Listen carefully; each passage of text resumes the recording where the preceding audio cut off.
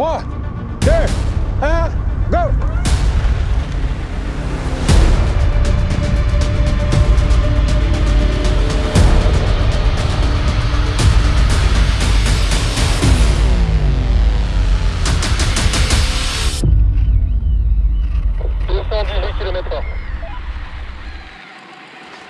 Alors on essaie de comprendre.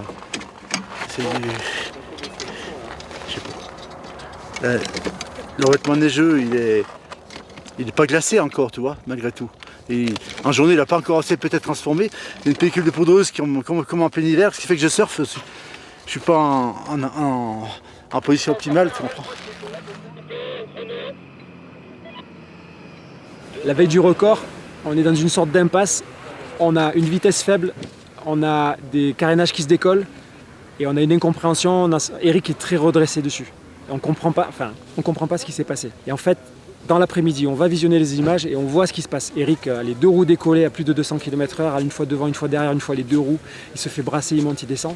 Et on se rend compte que la piste a travaillé avec la chaleur et qu'elle est ondulée, qu'il a des rampes de décollage en permanence. Et donc à partir de là, on comprend pourquoi les problèmes techniques. On rectifie dans l'après-midi et on se relance en fait sur changement d'aileron, recollage des carénages, compréhension totale de ce qui s'est passé en fait. Il y a tellement de paramètres à regrouper pour faire des essais que t'en fais très peu, quoi. Donc ça veut dire que tu prends des précautions en amont, un maximum, tu te projettes, tu fais des extrapolations. Là on a 2 vélos qui sont capables de runner, quoi. C'était pas le cas il y a 2 ans. 2 ans on avait un vélo, c'est tout, quoi. Donc ça passait pas, il y avait un problème technique quelconque, c'était foutu. Il n'y a jamais eu autant de sérénité, quoi, avant un run, quoi, avant une tentative.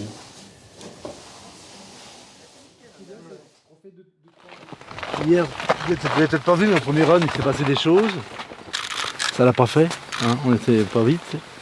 Et on sait pourquoi. Et aujourd'hui, on a rectifié le tir, on a fait ce qu'il fallait par rapport à ce qu'on a rencontré comme problématique. Et je vais aller au bout de moi-même. Après, ça le fait pas. Je vais pas en refaire demain matin, faut qu'il arrive de toute façon. Donc, c'est aujourd'hui.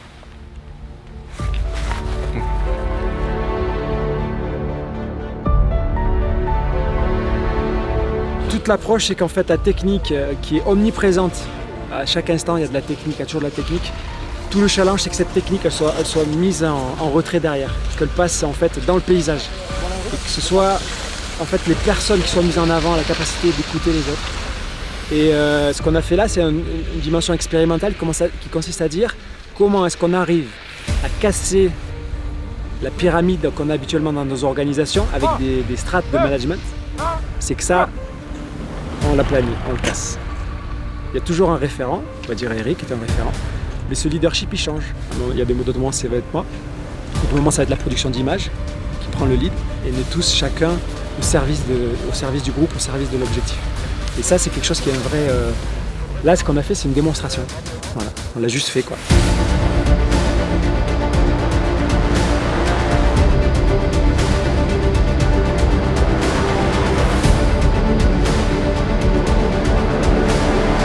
Mentalement, j'étais prêt à faire qu'un rod, c'était l'objectif, parce que l'objectif, je voulais pas aller chercher bien loin que je cherchais 224. Je n'étais pas très ambitieux vu ce que j'ai fait hier, en me mettant carrément dans la rage, d'aller au bout de moi-même hier, et ça l'a pas fait, quoi.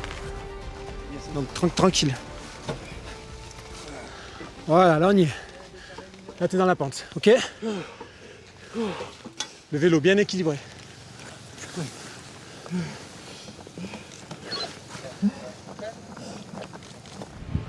3, 2, 1, go!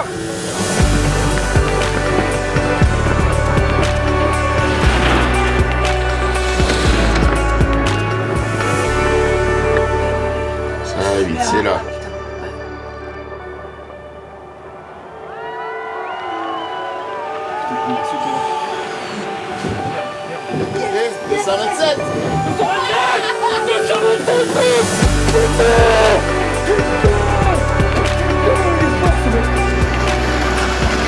Non. 227.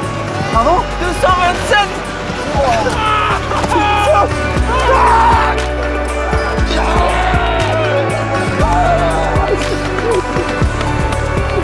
Je pensais pas aller à 227 des poussières aujourd'hui, quoi. Oh, je suis content, c'est sûr, je suis heureux même, parce que j'arrête avec un run en plus un peu d'apothéose, parce que dans le run, ça rebondissait dans tous les sens. Des fois, c'est moi qui amenais le vélo où j'avais envie, puis des fois, c'est le vélo qui m'amenait où il avait envie. Donc je subissais à chaque fois où je compensais et c'était compliqué. «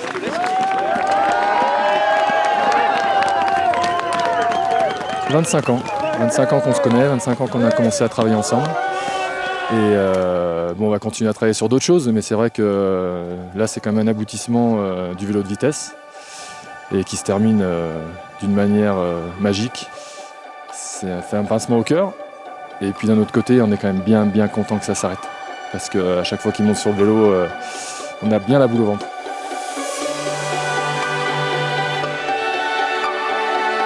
Aujourd'hui, j'ai conscience que je suis une marque dans l'histoire du monde du sport extrême, on va dire. Mais j'attendais de faire celui-là parce qu'à chaque fois que je fais le Tour du Monde, j'ai l'impression d'avoir 25 ans.